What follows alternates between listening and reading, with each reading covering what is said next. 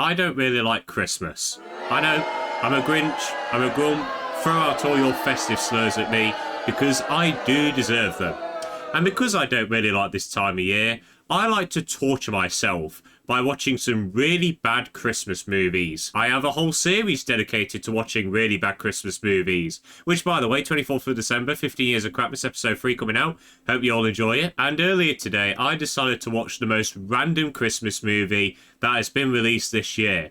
A very Jonas Christmas movie. Now, you may be wondering, Gibson, why are you watching this? Well, number one... Why the not? You planning to stop me? Number two... What? I love garbage. And number three, because the host of the No Context show on University Radio Nottingham, which goes on every Monday from 11 AM to 1 PM, talked about this movie. And it really piqued my interest because it sounded so stupid and so ridiculous. So to the host of URN No Context, thank you for the suggestion. Hope you enjoyed the shout out. Now I'm going to be honest with you all. I am not a big Jonas Brothers fan. I know, I seem like the type of guy who likes the Jonas Brothers. I like one song, which is Sucker. I think that's kind of a catchy song. But other than that, I just feel like they're another random boy band. I don't hate them. I don't love them. They're just there for me. So right off the bat, this movie is not made for me. I fully understand that. And I went into this movie thinking, okay, some people might enjoy it because it's got the Jonas Brothers and they're singing it. I won't like it that much because it's not my thing, and we can just wipe this video away. But after watching it, I come to realise that this is one of the most corporate Christmas movies I have seen in a while, and it leads into a subgenre of Christmas movies which I absolutely hate. I absolutely hate those Christmas movies which feel so corporate and cynical, and they throw in all these big celebrities for like one scene so they can get a few $1 million, so they can get another private jet. Everything feels so artificial through the writing, the happiness that everyone's going through apparently. It just all feels so fake. Just recently, a film came out in the UK called Christmas Karma, a film which I'm sure 99.9% of you have not even heard of. And again, it feels like another one of those movies, showing in people like Danny Dyer. As much as I like Danny Dyer, I think he's a really funny person, it just felt so artificial and so corporate. What? And that is exactly what this Jonas Brothers Christmas movie feels like, because it leads into all the tropes of these sort of Christmas movies. Will Ferrell's in the first scene, he only appears in the first scene, and the whole joke around him is that he's a really obsessed Jonas Brothers fan. And that's it. Randall Park, a very decent comedian in my eyes, is shoved into this movie. And honestly, it looked like he'd have more fun if he was watching paint dry. Priyanka Chopra's in this movie, who I only just found out is married to one of the Jonas Brothers. So I guess it kind of makes sense that she's in there.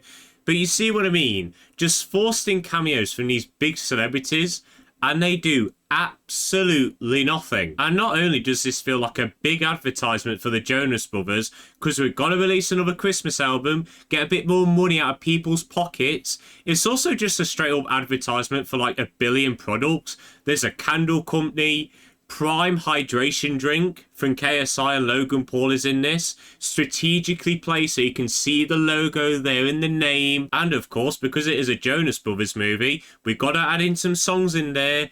And my word, these songs are not it, man. They're just generic pop music, Christmas music with generic lyrics, and the way that they come into the movie is just so cringy, and they just have no reason to be there other than the fact that these are singers. And honestly, it's not just Randall Park who looks bored in this movie, it's pretty much everyone. All three of the Jonas Brothers look like they don't want to be there whatsoever. Especially Joe, who's just looking around this entire movie like he has no idea what's happening, just like this. And then he'll say something, and again, it feels like he's confused because he's like, what? Okay. You see what I mean? He just looks like he has no idea what he's doing. And I know these guys are not actors. I know they're not professionally trained. So, of course, the acting from them isn't great. But can you at least show a little bit of personality and not look like you just want to go to bed? Just anything, please. This film also looks incredibly cheap. Probably because they spent half of the budget on the big actors like Will Ferrell. The CGI especially. Oh my god. There's a bit where they're sat in the train and the green or blue screen. Oh, wow, that looked bad. And there's a bit where you can see him in the cockpit of a plane, and there's just generic loop video of the sky.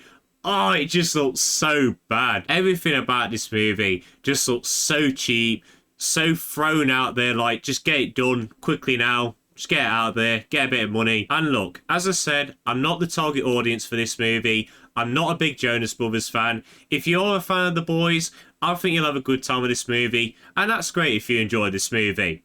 But this does lead me on to my next point, and the girls at No Context did talk about this as well. Why is this movie even being made? Let's be honest with ourselves. In the big year of 2025, is any young person talking about the Jonas Brothers? Maybe about 2% of young people are, because they're not as popular as they used to be. This is certainly a movie aimed at families, but the younger people of those families are most likely not going to know who these guys are. So alongside it being bad, this movie was released and made at the complete wrong time. No one is talking about the Jonas Brothers. They're not as popular as they used to be. So really this movie was just doomed to fail. So if you couldn't tell, I really did not enjoy this movie. As I mentioned twice now, it's not for me. I'm not the target audience. But that doesn't mean I can't criticise it. And I criticise this movie because it does not feel like a film. It feels like a full-blown advertisement. An advertisement for the Jonas Brothers, an advertisement for candles, and an advertisement for Prime. And also a couple of comedians like Will Ferrell. That is literally this movie. It is terrible. Do not watch it. So a very Jonas Christmas movie is going to get the prestigious score of a 0.5 out of 10. And people, that is the end of this review. If you have watched this movie, do let me know your thoughts on it. Did you like it? Did you not? Let me know. But I hope you all enjoyed this video. Have a good day, and see you later.